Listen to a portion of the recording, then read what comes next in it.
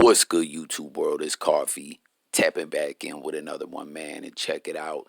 It seems Jadakiss may owe Rass Kass a big favor, a big thank you. Comment, let me know what y'all think if you guys are up on this story. I actually had never heard of this. It stems from some beef, some issues Rass has with the Alchemist that is had for quite some time, dating back to like 2001. I don't know if you guys caught on No Jumper.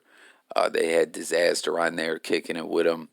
Still can't wait for that upcoming battle, man. Dizaster and Crook. That's going to be so lit, man.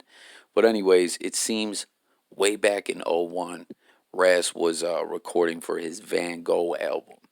And in The Alchemist did that old sucker ish that we've heard this kind of stuff happen before in hip hop with people like sometimes artists will recycle verses, you know what I'm saying? Collect that feature money and spit the same verse on different tracks.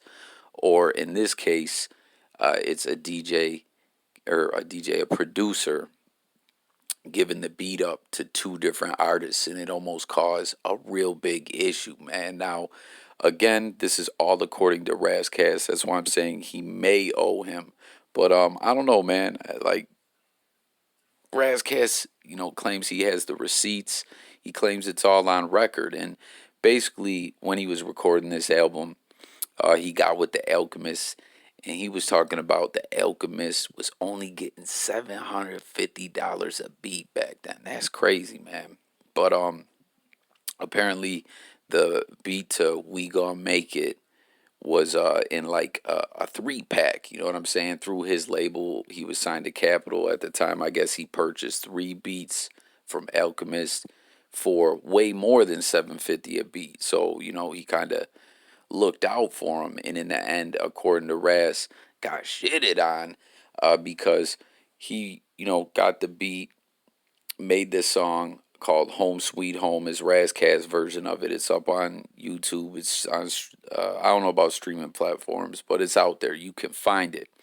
And apparently, he did his thing with it. He, recorded the song. I believe it was going to be a single and all that.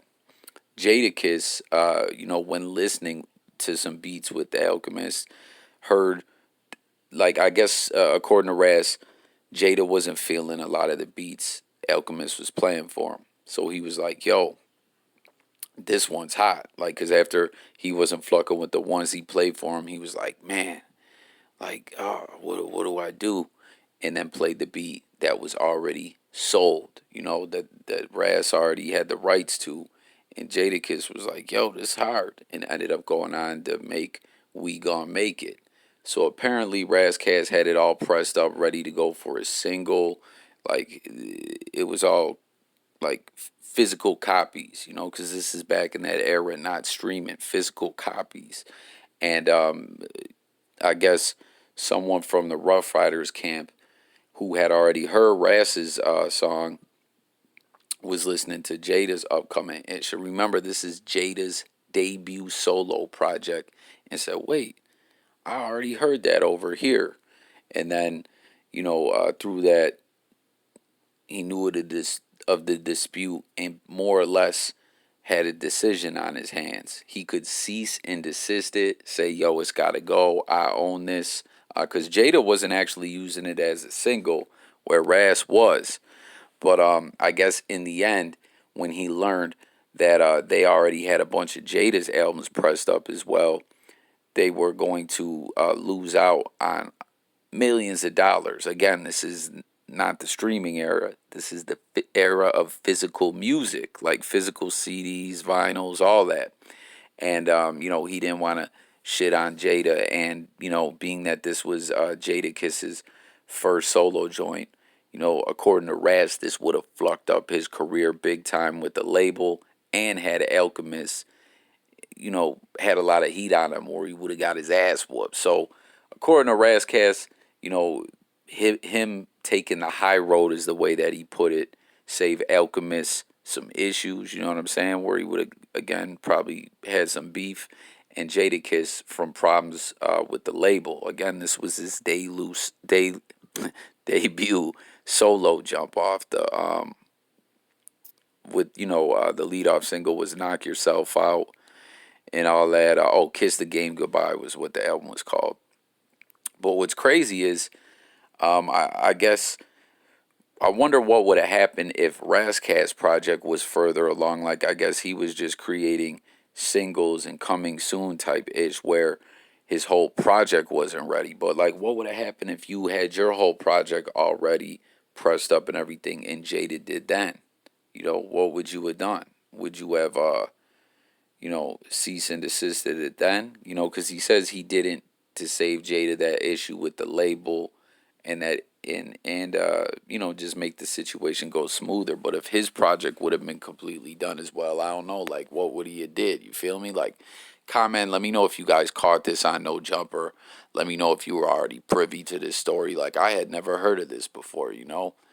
Rass Kass definitely a lyrical dude. But as far as the mainstream goes, it's wild. Like, he hasn't had a big buzz in quite some time. Like, his career, I know he ended up doing a bid and everything, which kind of flucked up his career. And I don't know. He was talking about he's sick of people lying on him. He claimed not only did the Alchemist do this shady ish, but I guess over the years when this discussion has come up, he says the Alchemist always lies about it. He also claimed that Alchemist was on some like hater ish back then, as he's got a relationship with the Soul Assassins Collective and everything. DJ Muggs from Cypress Hill, he said he was talking greasy about Muggs, and he said he was had some R.I.P. Prodigy, but Mobb Deep, he was complaining about them. I guess that they weren't paying him right for beats or whatever. I don't know, but that's just insane to me to think that back then in '01 he was only getting 750 a beat. Like, come on, that's insane to me. But comment again, like I said, let me know if you heard this story. Let me know your thoughts. If you do indeed believe Rass, and let's talk about it in the comments. Like I was stating earlier, and also comment other situations where you've heard a ish like this happening. I mean, we've heard a lot of drama over the years over samples, uncleared samples, different ish like that. But one thing that just comes to mind that we were just speaking of Prodigy, again, R.I.P. Prodigy, and Mobb Deep. If you guys recall back, that whole issue with True Life stemmed from that track from Any Given Sunday, the movie soundtrack, where Prodigy took a verse that he had put on a track with True Life, that True Life, who was trying to break into the game, looked at this as like, yo, this is a big deal, man. A feature with Prodigy, or a collab with Prodigy. He's featured on my ish. The song's dope. This about to really garner me some attention and some buzz and everything like that. And then Prodigy went and put it on another track and put it out on the soundtrack. And y'all know, allegedly, the way that all went. I was just actually mentioning DJ Muggs from Cypress Hill, Soul Assassins. If you guys remember back on the Beef DVD, Muggs actually talked about that event, that he happened to be in the studio. And, he said they didn't fuck with him. They were looking for Prodigy and Mobb Deep, but there was some cats in there that were affiliated with them, and it was a bad day for that, man. But I don't know, it's hip hop. Artist is hungry, trying to get on at the same time. It's a business, you know what I'm saying? Labels and different things like that involved. But I don't know if this is indeed true.